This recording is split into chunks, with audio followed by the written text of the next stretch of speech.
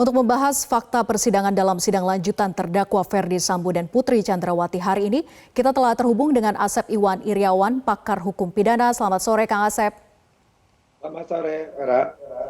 Baik, Kang Asep, dari fakta persidangan hari ini, Majelis Hakim mencecar Daden untuk menjelaskan kepemilikan senjata masing-masing ajudan dan juga kepemilikan senjata dari Ferdy Sambo, termasuk senjata HS yang dinyatakan milik almarhum Yosua. Nah, apa yang ingin diungkap oleh Majelis Hakim? Apakah masih ingin memperjelas siapa saja yang turut terlibat dalam penembakan?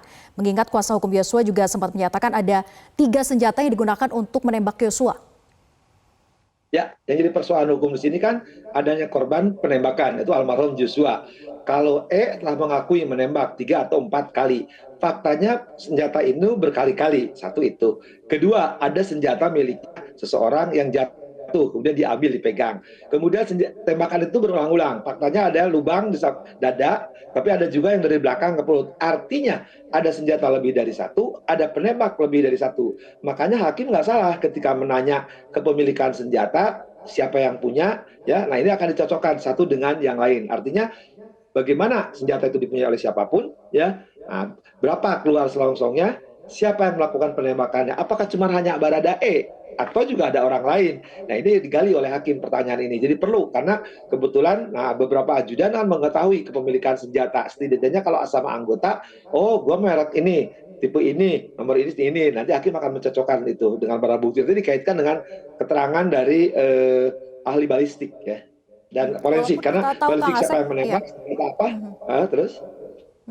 Ya, dalam dakwaan hanya ada 2, yaitu Richard Eliezer dan juga Ferdy Sambo yang melakukan penembakan terhadap Yosua. Nah, sementara yang dinyatakan oleh kuasa hukum dari Yosua ini adalah 3 orang pelaku penembakan. Bagaimana mencocokkan ini, termasuk juga selongsong peluru yang dikatakan ada 3 tadi, Kang Asep?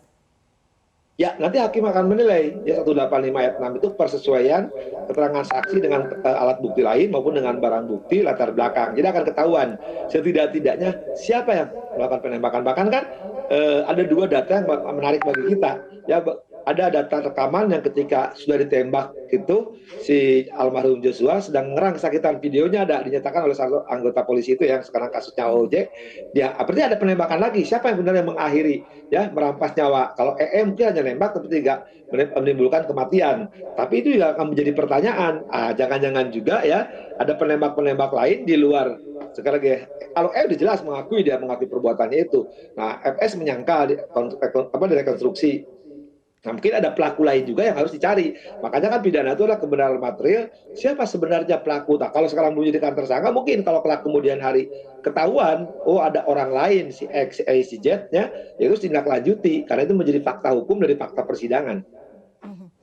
Selain kesesuaian dari keterangan saksi, juga hasil balistik yang paling menentukan begitu ya, Kang Asep? Betul, balistik kan nanti yang lebih tahu jarak tembak, ya, yang kena apa, pelurunya apa, itu mereka tahu, ya. Orang hukum nggak ngerti itu, yang ngerti adalah balistik. Nah, nanti balistik kan diuji di ruang itu siapa saja, katakanlah 4 orang, ya berarti tinggal di antara 4 orang itu ya dicari. Kan nggak mungkin nembaknya dari Bandung atau nembak dari Surabaya, hanya di ruang itulah. Bahkan kan penembakan ruang itu juga ada yang menyatakan tidak mendengar, tidak mungkin kan, sudah tidak logis kalau tidak mendengar tembakan. Jangan-jangan juga, ya, ada senjata yang memang dipegang oleh seseorang. Nah, itu balistik akan membuktikan. Nanti cocokkan dengan forensik. Kata forensik, lukanya di sini loh. Karena apa? Karena ini, misalkan. Oh, berarti waktu diisi senjatanya itu merek ini, pelurunya ini, selongsongnya ini, gitu kan. Itu pasti ketahuan. Persesuaian antara ahli balistik dan forensik, ya, itu pasti akan menentukan. Baik, akan dicari kesesuaiannya begitu ya dari bukti balistik, selongsong pelurunya, hasil forensik dan juga keterangan dari para saksi. Nah, Kang Asep, yang juga tidak kalah penting adalah keterangan dari Daden. Ini sempat dinyatakan oleh hakim ada indikasi Daden berbohong karena mengaku tidak tahu dalam beberapa poin pertanyaan hakim. Salah satunya terkait dengan keberadaan Romer, penggeledahan terhadap Reza adik Yosua, ia tidak mengaku, dan ketidaktahuannya atas kematian Yosua. Nah, mengapa indikasi saksi dalam memberikan keterangan palsu ini masih saja terjadi, Kang Asep? Yang pertama kita bagi 2 klaster, ya. Klaster pertama klaster asisten rumah tangga, itu semua tanda petik ya polanya pola susi.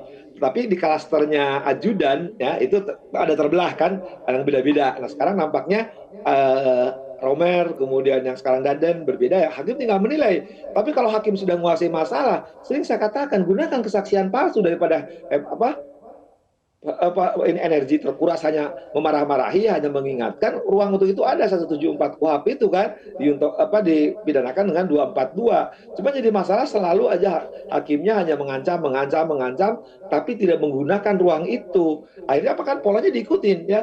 Bagaimana dulu Romer menjelaskan, sekarang Daden berbeda.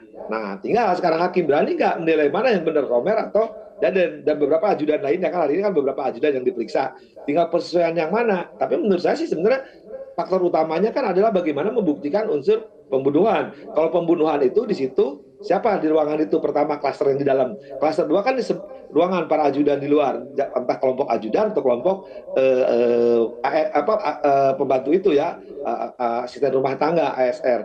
Nah, tinggal kesesuaian mana yang sesuai ketika terjadinya penembakan oleh A B C D E F G H itu, mana yang benar gitu. Nanti kan satu sama lain akan ketahuan, pasal-pasal ini akan jadi satu. Kang Asep, 10 orang saksi yang dihadirkan hari ini adalah berada dalam lingkaran terdekat dari Verdi Sambo dan juga Putri Chandrawati.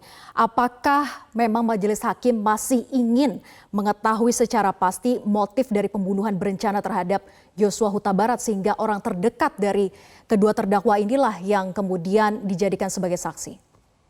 Kalau saya pikir pertanyaan sekarang bukan dari motif, ya, terutama pas di kejadian, karena itu kan ajudan, kemudian ASR itu ya, artinya pas kejadian dikejar siapa saja di ruang itu, ada tembakan berapa kali. Nah, kemudian kalau latar belakang saya pikir udah terbukti ya, kalau latar belakang motif itu dari mulai Magelang itu mulai diangkat lah, suruh naik lantai 3, suruh diem, sudah bisa, itu sudah saya kira hakim sudah bisa menilai, menarik kesimpulan. Yang sekarang cari hakim itu karena perbedaan tentang ya ada penembak lain, gitu kan. Nah, peluru yang senjata berapa kali. Nah, mungkin didengar dari ajudan, kelak akan dikejar oleh hakim, ini berapa ini sebenarnya tembakan. Nah, yang pegang senjata siapa?